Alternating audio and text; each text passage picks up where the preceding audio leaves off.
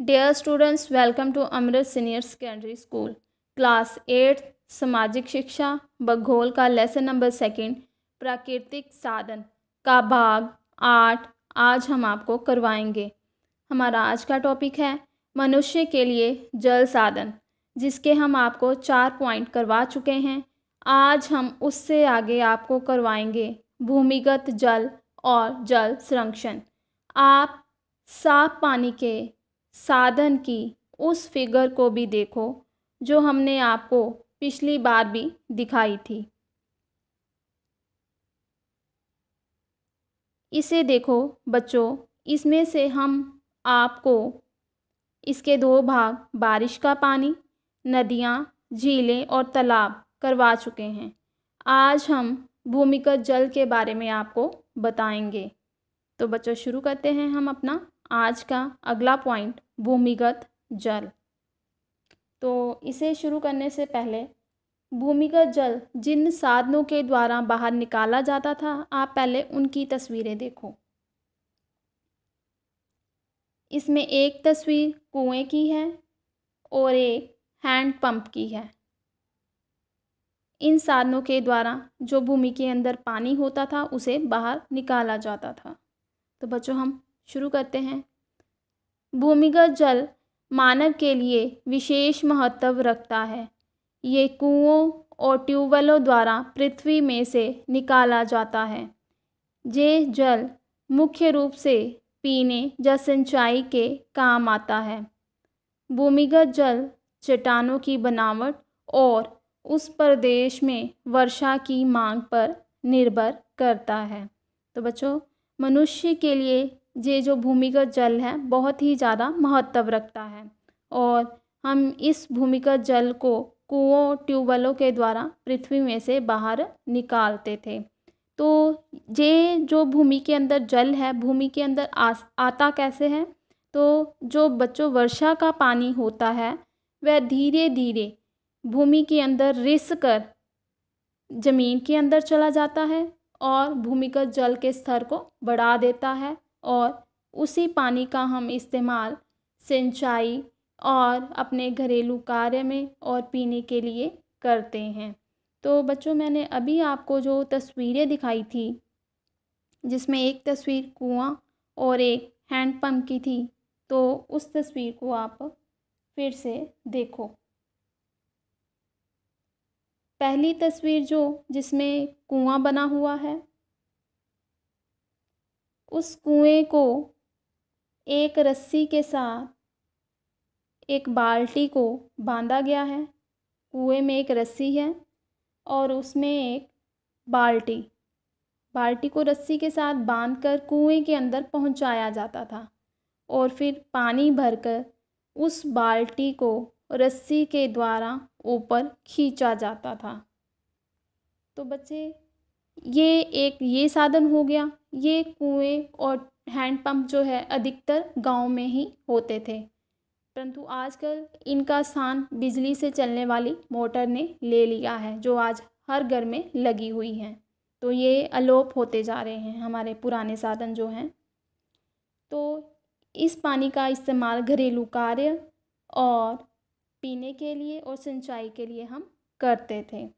तो दूसरी तस्वीर आप देखो, जिसमें हैंड पंप लगा हुआ है, मतलब इसको अपने हाथों से चलाया जाता था और फिर पानी बाहर आता था। ये 3 तस्वीरें हैं। आपको इस तस्वीर को देखकर पता चल जाएगा कि ये गांव की तस्वीर है, मतलब कि ये गांव में ही पाए जाते थे और इसको हम पीने के लिए, घरेलू कार्य में और सिंचाई में प्रयोग करते थे। और आज ये जो हैंडपंप है अलोप हो चुके हैं, मतलब ख़त्म हो चुके हैं। तो इन तरीक़ों से ही हम जो है भूमिगत जल बाहर निकालते थे और इसका इस्तेमाल किया करते थे। तो बच्चे हम अगला पॉइंट करते हैं, जल संरक्षण। जल संरक्षण मतलब पानी को हम किस प्रकार से बचा सकते हैं, किस प्रकार से जहाँ बचा कर रखा जा सकता है। तो पहले मैं आपको कुछ तस्वीरें दिखाना चाहती हूँ, जिसके द्वारा हम पानी को बचा सकते हैं। ये कृषि क्षेत्र से संबंधित तस्वीरें हैं, क्योंकि सबसे ज़्यादा जो पानी का इस्तेमाल होता है वह सिंचाई के लिए होता है। तो हम कृषि क्षेत्र में पानी को बचाने के लिए क्या कर सकते हैं, तो उससे संबंधित ये इमेजेस हैं, आप देखो। पहली है स्प्रिंकलर सिस्टम और दूसरी है ड्रिप सिस्टम।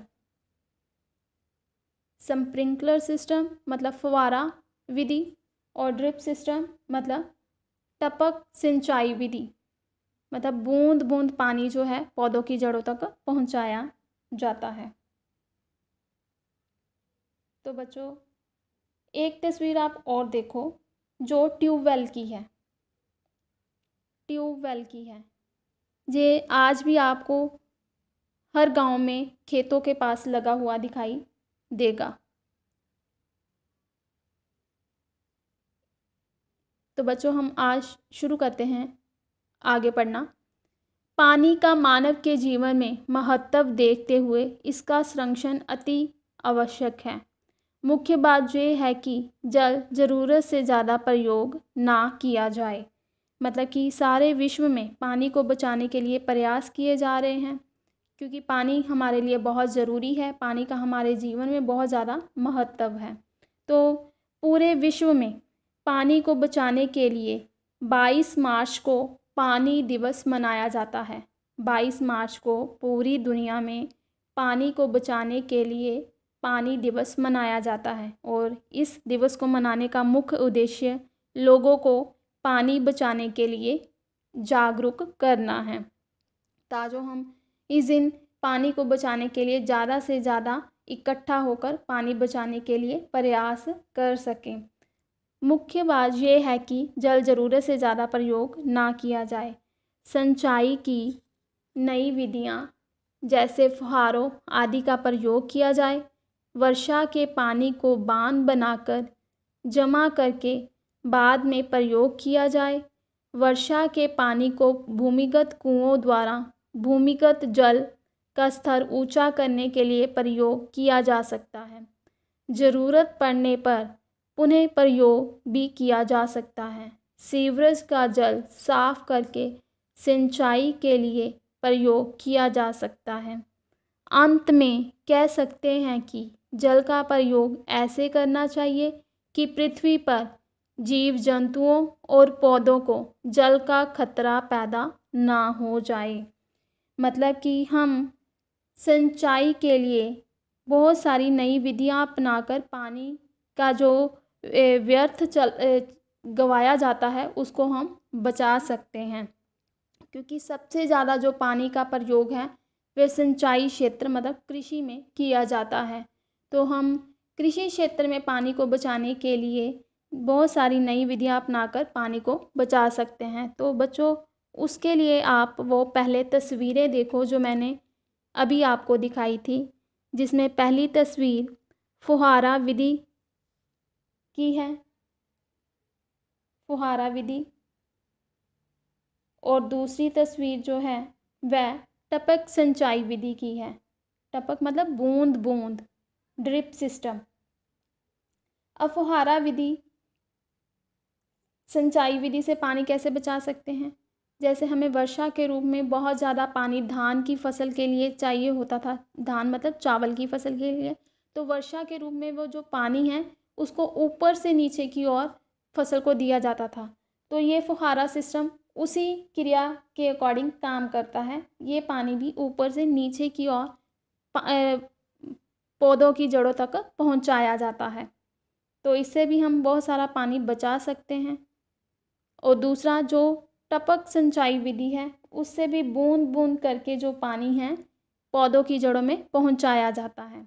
अगर हम ये दोनों विधियां सिंचाई क्षेत्र में अपना ले तो हम 40 से 50% जो पानी है वह बचा सकते हैं, और 20 से 25% जो अपनी पैदावार है उसको हम बढ़ा सकते हैं। तो बच्चों, इस प्रकार जो फ्लड सिंचाई हम करते हैं, फ्लड सिंचाई, तो बच्चों आपको मैंने एक और तस्वीर भी दिखाई थी ट्यूबवेल की, जो मैंने आपको बताया कि आज भी आपको हर गांव में ये हर खेत के पास लगी दिखाई देगी, होगे लगे हुए ट्यूबवेल दिखाई देंगे। तो इससे क्या होता है, किसान ट्यूबवेल को छोड़ देते हैं। पानी की आप देखो कितनी मोटी जो है धार, वो खेतों में जा रही है। इससे बहुत सारा पानी जो है व्यर्थ ही चला जाता है। तो हम जो फ्लड सिंचाई है, बहुत सारा पानी मतलब जो व्यर्थ गवाते हैं, इस तरह ट्यूबवेल को छोड़कर अगर हम नई विधि अपनाएं तो हम बहुत सारा पानी जो है वो बचा लेंगे। और इस प्रकार हम नई विधि अपनाकर अपने पानी को बचा सकते हैं। इसके अलावा हम नदियों पर बांध बनाकर वर्षा के पानी को भूमिगत कुओं द्वारा भूमि के अंदर पहुंचाकर पानी के स्तर को बढ़ा सकते हैं। वर्षा का पानी मैंने आपको पिछली बार भी बताया था, वर्षा जल संचयन मतलब कि वर्षा के पानी को एक टैंक के द्वारा, बोरवेल के द्वारा धरती के अंदर पहुंचाया जा सकता है और फिर धरती के पानी के स्तर को बढ़ा सकते हैं। हम सीवरेज के पानी को भी अच्छी तरह ट्रीट करके मतलब साफ़ करके उसका भी हम प्रयोग सिंचाई के लिए कर सकते हैं। सीवरेज का पानी मतलब जो व्यर्थ पानी नालियों में बह जाता है, गटर में चला जाता है, उस पानी को हम साफ़ करके भी सिंचाई के लिए प्रयोग कर सकते हैं। इस प्रकार हमें जल का प्रयोग जो है सोच समझकर करना चाहिए, क्योंकि जल है तो कल है। तो बच्चों, आज का हमारा टॉपिक यहीं पर ख़त्म होता है। इससे संबंधित मैं आपको 5 क्वेश्चन पूछने जा रही हूँ। आपने इस ऑडियो को ध्यान से सुनना है और फिर इनके आंसर अपनी कॉपी पर लिखने हैं। तो इसका पहला क्वेश्चन है, सबसे ज़्यादा जल का प्रयोग किस आर्थिक क्रिया में होता है? इसके 4 ऑप्शन नीचे दिए गए हैं, उनमें से कोई एक सही है या सारे, ये आपने ऑडियो को सुनकर फिर लिखना है। आगे मैंने आपसे 2 प्रश्न पूछे हैं। पहला है, विश्व में जल दिवस कब मनाया जाता है? क्वेश्चन नंबर 3 है, भूमिगत जल किस प्रकार पृथ्वी में से निकाला जाता है? मतलब कि भूमिगत जल किन साधनों के द्वारा धरती के बाहर निकाला जाता है? क्वेश्चन नंबर 4 है, सीवरेज के जल को साफ करके सिंचाई के लिए प्रयोग किया जा सकता है? ये सही है या गलत है, ये आपने बताना है। नंबर 5 भी सही या गलत है। फुहारों विधि और टपक सिंचाई विधि द्वारा 40 से 50% पानी हम बचा सकते हैं। तो बच्चों, आज का टॉपिक हमारा यहीं पर ख़त्म होता है। धन्यवाद।